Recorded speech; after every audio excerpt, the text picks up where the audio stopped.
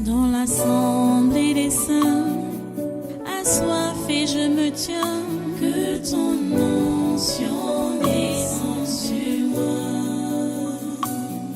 Conscient que mon destin est dans le creux de ta main, que ton onction descende sur moi. Je suis disposé, assoiffé, que ton onction descende sur moi. Je suis disposé, assoiffé, que ton onction descende sur moi.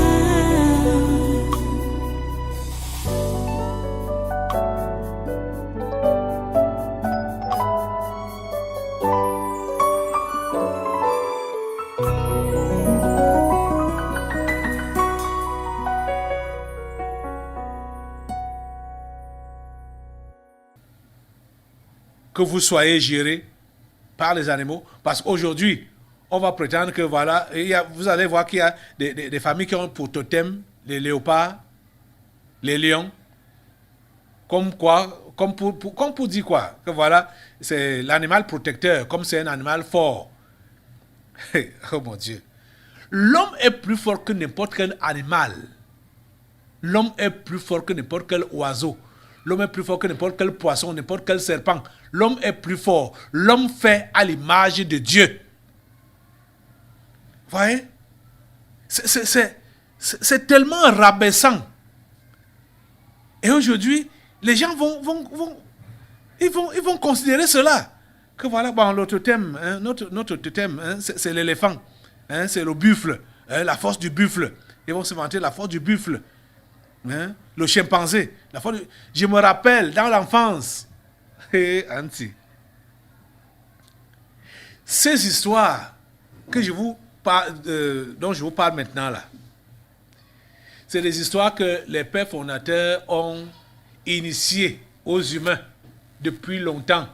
C'est-à-dire, au lieu que ce soit l'humain qui devienne le patron des animaux, c'est maintenant l'animal qui domine l'humain. L'humain a maintenant confiance en l'animal. Je me rappelle donc dans l'enfance que quand je suis né, j'ai grandi un peu là, j'ai vu qu'à la maison, la mère, c'était pas seulement dans notre maison, donc au village là, la plupart des mamans, ou presque toutes, celles même qui n'avaient pas, partaient demander chez d'autres. Ils avaient des marmites où il y avait des potions. Dans ces marmites-là, il y avait les ossements de chimpanzés. Donc les ossements d'animaux. Donc cette marmite-là, quand les enfants naissaient, on massait leur nombril.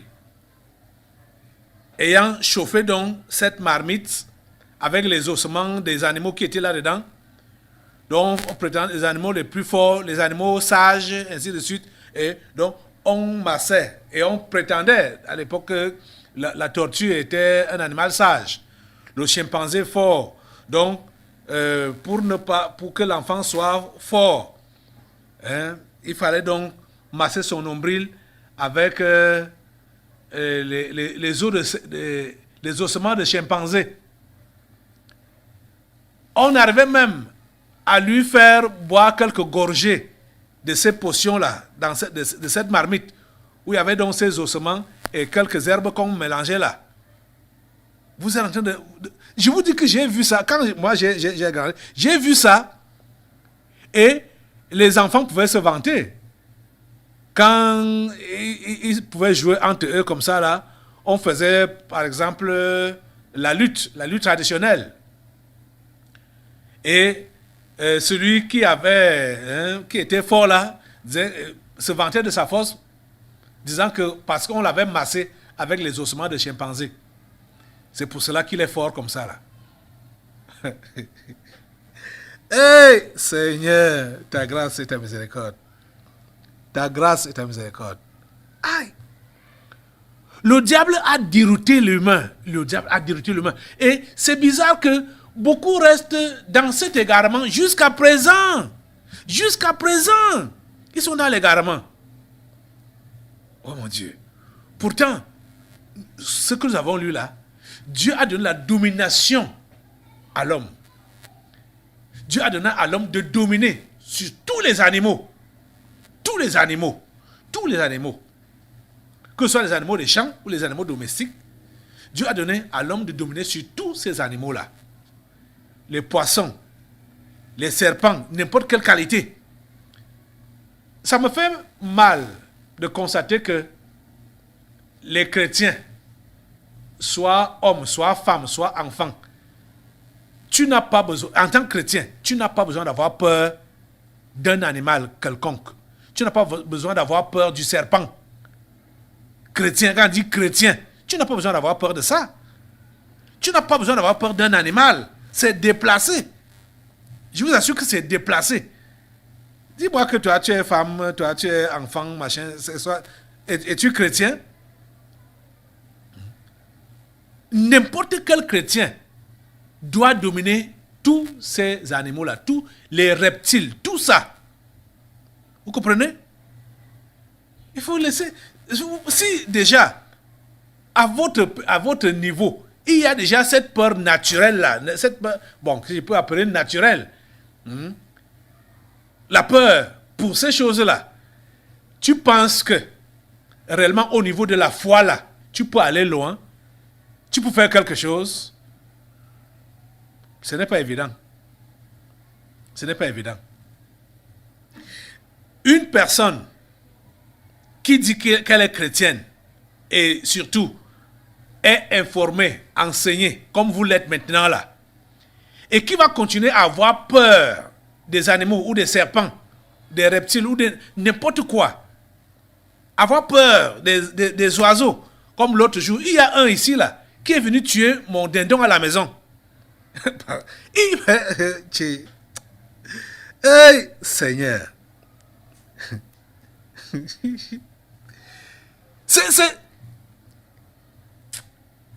C'est honteux. C'est honteux. Pour qu'un chrétien a peur d'un oiseau, parce que l'oiseau a gonflé les plumes, il prend le bâton pour commencer à bagarrer avec le bâton. Hein. L'oiseau s'avance contre lui avec ses ailes, ses plumes, je peux dire les mains vides. Lui il ramasse le bâton pour combattre contre l'oiseau. L'oiseau. Si vous êtes le genre là qui a peur des reptiles, vous avez peur des oiseaux, vous avez peur des animaux, vous avez peur des poissons, vous avez peur des insectes, vous avez peur de toutes ces choses-là, je vous dis la pure vérité, que vous ne pourrez pas aller loin dans votre foi. Parce que la compromission est devant vous. La compromission est devant vous. Vous êtes prêts, vous serez prêts à fléchir devant les menaces quand il s'agit de défendre maintenant votre foi. Je vous dis la pure vérité. Parce que si vous ne pouvez pas tenir le coup devant un animal, devant un reptile, devant un poisson, devant un insecte, comment vous allez faire pour prétendre donc maintenant préserver votre vie? Parce que si vous créez un animal, c'est pourquoi? C'est parce que vous créez que ça va vous tuer. Ça va vous faire du mal. Donc maintenant, quand vous allez avancer avec votre foi, et qu'on va vous intimider à cause de votre foi, n'est-ce pas, vous allez également vous compromettre. Pourquoi? Parce que vous voulez également préserver votre vie. Vous voyez? Donc tous ceux-là qui se disent chrétiens et qui ont encore peur des animaux, qui ont peur des oiseaux, qui ont peur des reptiles, des serpents, qui ont peur des insectes, comprenez que votre foi est questionnable. Vous ne pourrez pas arriver jusqu'au bout. Je vous dis la pure vérité. Que vous ne pourrez pas arriver jusqu'au bout. Parce que vous avez peur de votre vie. Face à ces animaux-là, face à ces choses-là, face à la créature, la création de Dieu, vous avez peur. Pourquoi? Parce que vous voulez préserver votre vie. Ça veut dire quoi? Ça veut dire que quand vous verrez votre vie en danger, à cause de votre, à cause de votre foi, vous voyez votre vie en danger, à cause de la foi, vous allez également fléchir. Vous allez fléchir. Parce que qu'est-ce qui va vous faire peur? Un persécuteur, un antichrist, il a quoi en lui? Ce sont les esprits de ces animaux qui l'animent. Et donc il est possédé de ces esprits-là et il t'intimide donc avec ces esprits-là. Tu vois? Donc si déjà au niveau de l'animal naturel, tu as peur, tu auras aussi peur quand ces animaux vont entrer dans un corps humain et commencer à te menacer. Tu vas fléchir. Tu es en train de comprendre? Là où vous me voyez là, je n'ai peur de rien. Je dis de rien. Je n'ai peur de rien. Je vous dis la pure vérité. Et c'est comme ça que doit être un chrétien. Tu dois avoir peur de rien. Commençant par des animaux naturels là. Donc quand ces animaux là vont entrer dans les humains, vont entrer dans des carcasses humaines pour t'intimider, ça ne doit pas te faire peur. La seule personne que je crains, c'est Dieu. Je vous dis la pure vérité.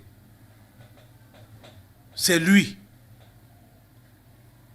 Donc, puisque, comprenez, vous voyez quelqu'un qui est violent, vous voyez quelqu'un qui bavarde, vous voyez quelqu'un qui est rusé, vous voyez quelqu'un nommé, comprenez que ce sont les esprits d'animaux qui les animent.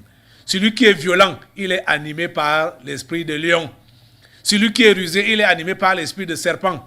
Celui qui bavarde, il est animé par l'esprit de perroquet, d'oiseau, ou bien de poule. Ne fait que quoi.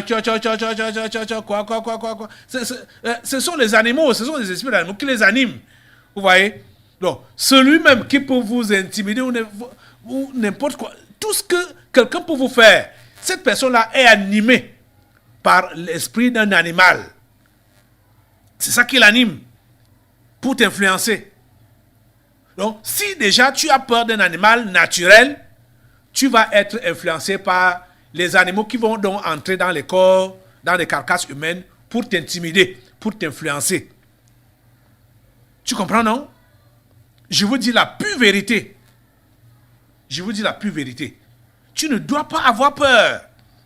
Et ces esprits-là, ces esprits d'animaux, de bêtes, de serpents, ça ne doit pas habiter votre corps. Ça ne doit pas habiter votre corps pour contrôler maintenant votre esprit et contrôler votre comportement. Ça ne doit pas habiter en vous. Vous comprenez ça? Ça ne doit pas habiter en vous. C'est vous qui devez les chasser. Vous comprenez ça? En tant que chrétien. Tu dois comprendre une chose.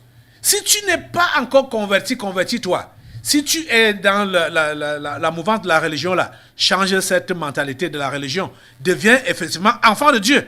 Et comprends que dès que tu deviens effectivement enfant de Dieu, en recevant Jésus-Christ comme ton Seigneur Sauveur personnel, tu as reçu la domination. Tu as reçu la domination sur toute la création de Dieu. Tu comprends ça? C'est ça qu'il est question. Ma prière est que vos yeux s'ouvrent. Ma prière est que vos yeux s'ouvrent. Et que vous puissiez comprendre. Je vous dis la pure vérité. Que ceux qui, je vais le redire, ceux qui ont peur des animaux là, peur du serpent, peur des insectes, peur de, quel que soit ton sexe, quel que soit ton âge, en tant que chrétien, tu ne dois pas avoir peur de ces choses. Si tu as peur, comprends que ta foi risque de ne pas faire long chemin. Si cette peur-là ne quitte pas, ta foi ne va pas faire long chemin. Parce que devant, tu seras confronté à ces animaux-là qui vont entrer dans des carcasses humaines pour te menacer, pour t'intimider, pour t'influencer. Ça va entrer soit dans tes employés, dans ton chef, dans tes voisins, dans les gens, dans les membres de ta famille. Ils vont entrer dedans pour te menacer, pour t'influencer. Et comme tu as donc déjà la peur là dans ton ventre, ça va t'influencer. Et tu vas te rétracter, tu vas te retirer. Et tu vas abandonner la foi.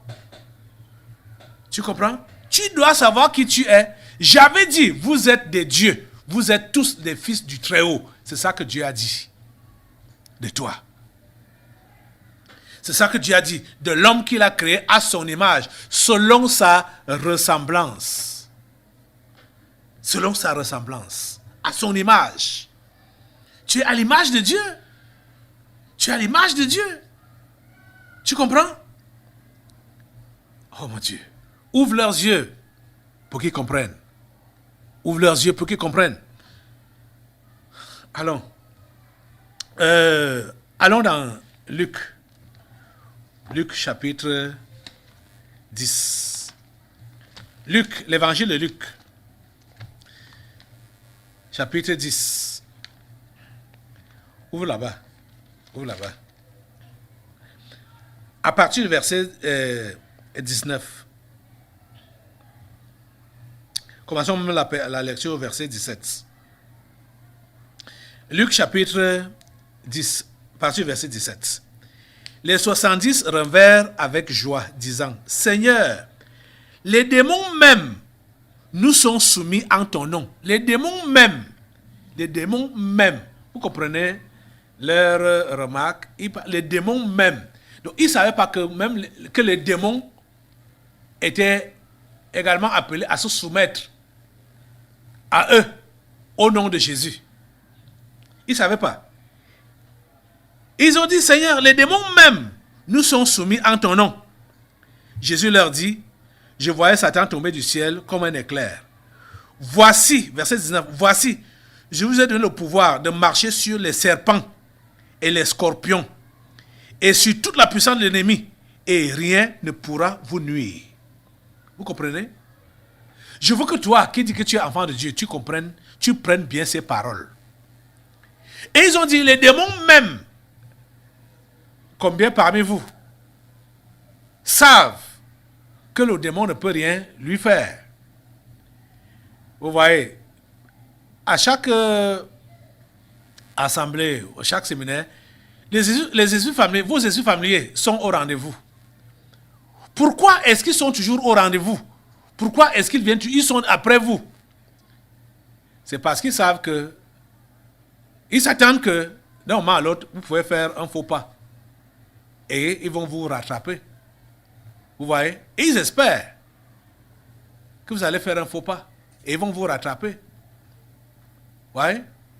Si vous avancez donc dans la foi, avec la peur dans le ventre, la peur des serpents, la peur des scorpions, la peur des animaux, la peur des choses, la peur des insectes, la peur des... vous avancez avec la peur. Vous allez arriver où? Vous ne pouvez pas aller loin. Vous comprenez ça? Vous ne pouvez pas aller loin. Avec la peur dans le ventre, vous ne pouvez pas aller loin. L'esprit que Dieu nous a donné, ce n'est pas un esprit de peur, ce n'est pas un esprit de crainte, c'est un esprit de force. Parce que c'est sa représentation en nous. L'homme fait à l'image de Dieu. Ce n'est pas l'esprit que Dieu lui a donné. Vous comprenez? Et cet esprit-là n'est pas un esprit de crainte. Ce n'est pas un esprit de peur. Ce n'est pas un esprit des poltrons. C'est un esprit de courage, un esprit de force. Vous comprenez ça? Un chrétien doit être quelqu'un qui est courageux, quelqu'un qui est fort, mentalement, physiquement, à tous les niveaux. Quelqu'un qui est fort, psychologiquement, rien ne doit t'abattre en tant que chrétien. Même si tu apprends n'importe quelle nouvelle, rien ne doit t'abattre. Ça ne doit pas t'abattre. Tu ne dois pas être abattu. Parce que telle chose t'est arrivée ou tu as appris telle chose, tu ne dois pas être abattu. Tu n'as pas reçu un esprit d'abattement. Tu as reçu un esprit de force. Tu as reçu un esprit de courage. Vous voyez, ton esprit dépasse tout ce qui peut être dans les animaux. Même les animaux les plus féroces là.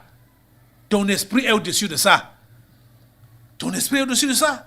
C'est toi qui dois les dominer. Tu comprends ça? Tu comprends ça? Alléluia. Merci Seigneur. À toi la gloire, l'honneur et la puissance. Je crois que plusieurs parmi vous là Vous allez comprendre aujourd'hui et vous réveiller, vous ressaisir. Vous avez besoin du réveil.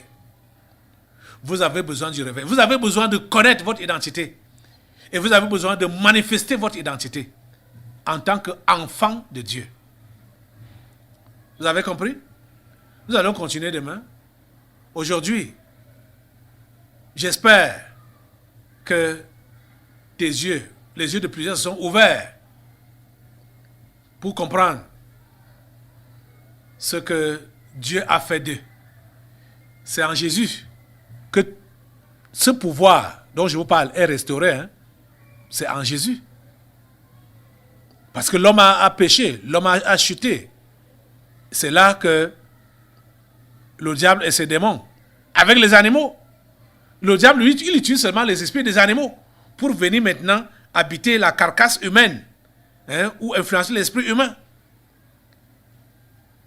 Et l'homme va croire que c'est l'animal qui est plus fort et chercher à avoir pour totem un animal fort ou un animal intelligent, un animal rusé, ainsi de suite. Ça doit partir de ta tête aujourd'hui. Lève-toi sur tes deux pieds et remercie Dieu de t'avoir parlé aujourd'hui et remercie-le de restaurer ta nature. Oui, donc sa nature en toi, c'est ça qui est ta nature. La divinité que tu as reçue. Parce que comme cette divinité a été tordue avec le péché, en revenant à Jésus, en venant à Jésus, cette divinité est restaurée. Mon Dieu, je te remercie. Dis-lui, lève tes deux mains, dis-lui, Seigneur, mon Dieu, je te remercie. Parce que tu m'as donné ton Fils, Jésus-Christ, pour restaurer ta divinité en moi. Je suis enfant de Dieu. Je n'ai peur de rien. Je n'ai peur de personne. Je suis enfant de Dieu. Je suis rempli de courage. Je suis rempli de force. Et j'avance. Je suis enfant de Dieu. J'ai la domination sur la création. Sur toute la création de Dieu. Sur tous les animaux, sur tous les reptiles. Même les reptiles qui sont entrés dans les carcasses humaines. J'ai le pouvoir sur eux. Merci Seigneur, parce que tu m'as donné ton pouvoir. À toi toute la gloire et tous les honneurs. Au nom puissant de Jésus, j'ai prié. Amen. Amen. Assois-toi. Assois-toi. Et garde l'esprit dans la prière en méditant sur tout ce que tu as entendu maintenant pour vivre cela. Pour vivre cela au quotidien. Et nous allons bientôt passer aux délivrances prophétiques. Le Seigneur veut te restaurer dans ton originalité en Jésus-Christ. Merci Seigneur. Dans l'assemblée des saints, assoiffé je me tiens, que ton onction descende sur moi. Conscient que mon destin est dans le creux de ta main, que ton onction descende sur moi. Je suis